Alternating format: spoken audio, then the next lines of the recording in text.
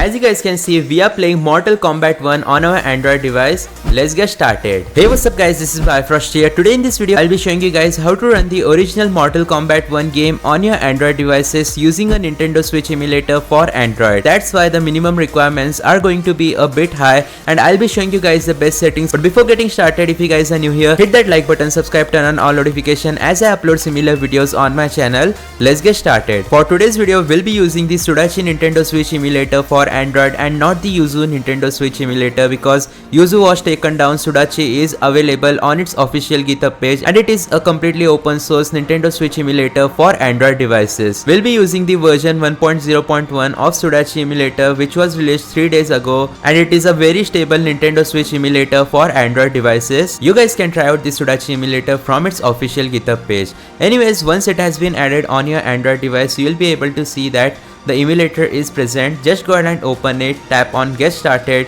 afterwards tap on the next button, then tap on skip.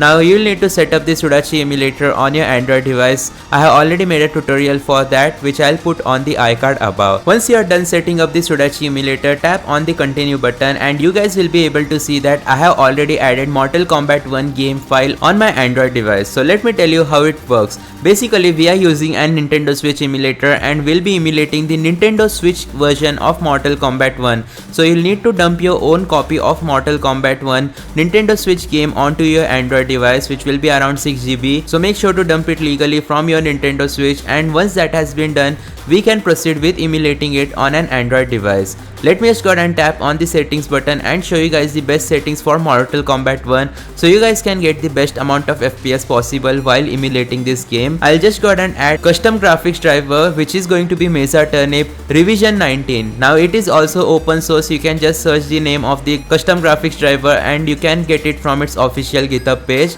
Anyways, once we add the custom graphics driver, we'll go to system settings. Afterwards, disable the limit speed percentage option or set the limit speed percent to 400. Make sure that the dock mode is turned off. Afterwards, go to graphics. Accuracy level should be normal. Resolution should be 0.75x. VSync mode, make sure to turn it off. FSR sharpness should be 25%. Aspect ratio enables just to fit. Make sure to enable disk shader cache, force maximum clocks and asynchronous shaders. Afterwards, just go ahead and open the debug settings and make sure that CPU backend is set to native code execution. And yeah guys, we are all set with the best settings for the Sudachi Nintendo Switch emulator. The next step are going to be pretty simple. It is to simply tap on the Mortal Kombat game. Now let me talk about the minimum requirements if you also want to emulate this game on your own Android devices. You need at least 8 GB of RAM and a Snapdragon 860 processor or above. It should even work if you have an Snapdragon 6 Gen 2 processor, Snapdragon 690 processor or above, or Snapdragon 4 Gen 2 processor or above, but you will get very low FPS. But there we go, as you guys can see, Mortal Kombat 1 is about to start on our Android devices. I'll be showing you guys the gameplay later on in this video just to show you guys how well does it actually work.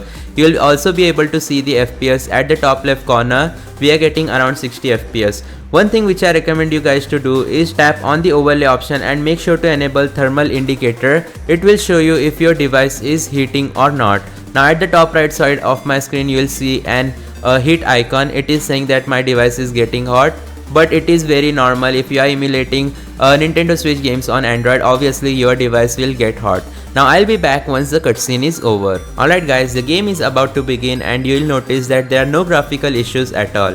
The game is pretty stable. Let's tap on the A button to start the game and accept the terms of conditions. But you will be able to see that it looks very beautiful and you can emulate it properly on your Android device. Now I'll be starting a quick versus match so that we can take a look at how well does this game work. Scorpion versus Sub-Zero. Let me select Sub-Zero. Now we are all set. We can choose a random map to start our match. Now there will be some stuttering issues when the shaders are being compiled. Alright, there we go guys, the match is about to begin and you will notice that the game will stutter. As I mentioned before, there are some stuttering issues while the shaders are being loaded, but once it has been loaded, you guys will be able to see that the game will work flawlessly.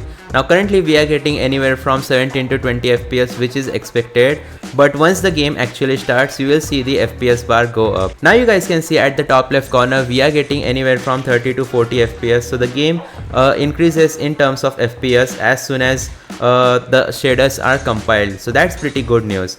Anyways though, that's going to be it for today's video. Be sure to hit that like button, subscribe, turn on all notification as I upload similar videos on my channel. I'll see you guys next time. Thanks for watching. Goodbye.